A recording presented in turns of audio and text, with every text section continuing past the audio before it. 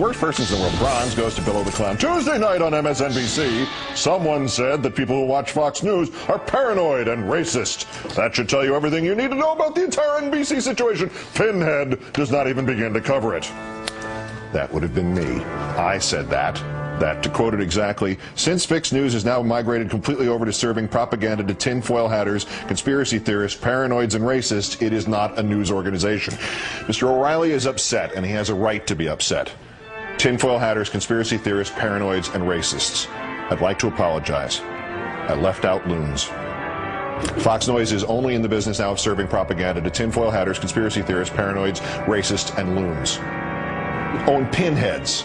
People who watch Fox News thinking that there is news in it are tinfoil hatters, conspiracy theorists, paranoids, racists, loons, and pinheads. Our runner-up, so are many of the hosts, like Lonesome Rhodes Beck here, with a twofer about the advertiser protest after he called the president a racist with a deep-seated hatred of white people. They're now up to 46 advertisers who bailed out. Quote, they can take my job and they can take my wealth, but that's okay, even if the powers to be right now succeed in making me poor, drum me out, and I'm just a worthless loser, which I'm just about that much above that now. I will only be stronger for it. Hey, Glenn, you know there's great wisdom in that old tasteless joke. Just remember, when you put yourself up there, you can never drive in the last nail yourself.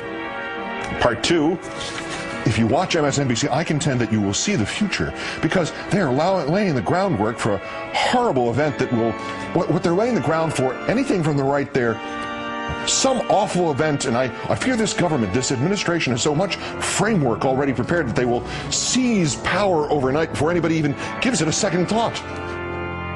Look, this administration has a comfortable majority in both houses, and it still hasn't even been able to show the ability to seize health care.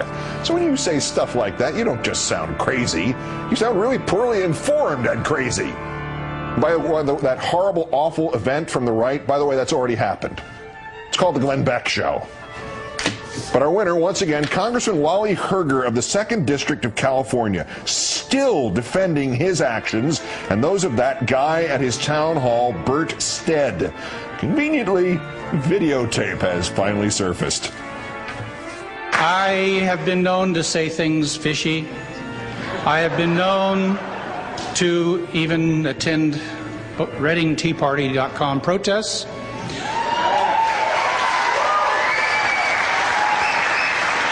And I want to say that I'm a proud right-wing terrorist. I didn't come prepared with a lot of notes tonight. I left them actually at home while I was looking for my birth certificate. Amen. God bless you. There's a great American, isn't it? Well, now we know Mr. Stead is a birther, too, and a Tea Partier.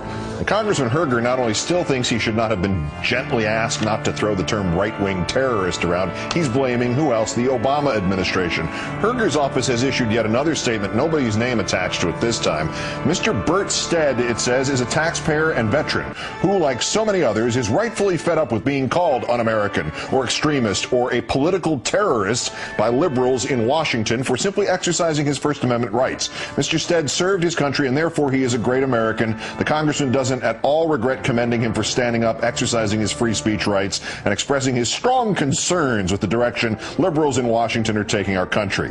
Except no liberal called him un-American. That was a lie. It was a misquoting of the Speaker of the House. It was designed to give people like Stead an excuse to get out his "don't tread on me" paranoia. And no liberal called him an extremist or a political terrorist. That was a report from the Department of Homeland Security, a report that was commissioned while George Bush was still president, noting evidence that the right-wing militias in this country might attempt to indoctrinate veterans just back from Afghanistan or Iraq. Mr. Stead clearly is not just back from Afghanistan or Iraq. Mr. Stead can be excused for not knowing any of this or choosing not to know any of it. He has been spoon-fed this crap from the right for 7 months at least. But if Congressman Herger doesn't know this or is choosing not to know it, he is violating his constitutional responsibilities, he is fomenting violence, and if he will not speak out in favor of law and order in this country, he should resign his seat. Wally Herger, Congressman, California 2nd, today's worst person in the world.